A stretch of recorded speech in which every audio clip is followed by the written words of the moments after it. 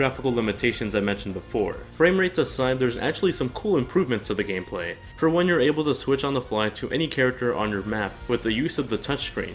You can also navigate characters you're not currently playing as to anywhere on the map as you play with a different character. This adds a new piece of strategy and predictivity to the gameplay that has you work on missions even when you're not directly working on them yourself. There's also two new items, a golden ocarina that lets you warp to owl statues across the map, and a hammer that's used to activate warships.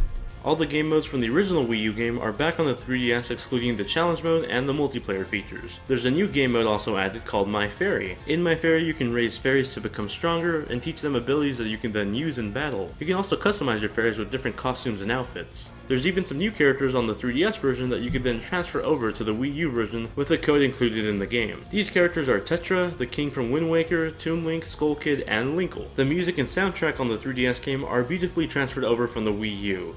Everything is great and nothing really sounds too compressed on this end, so pop in some headphones and enjoy the amazing soundtrack. Overall, I think Hyrule Warriors Legends is a decent game. Its graphical limitations definitely hinder a lot of the great things that the gameplay has improved upon, and that's not just because it's not in HD like the Wii U, but rather in terms of other 3DS games, it really just isn't that pretty. Then again, graphics aren't everything, and the gameplay on the new 3DS version is definitely a step up from the Wii U. It runs better, and there's improved mechanics like being able to switch characters instantly that make the game in terms of gameplay the superior version. For a game like Hyrule Warriors that I think encourages a lot of the pick up and play gameplay style, I think the 3DS version is really good. There's a lot of room for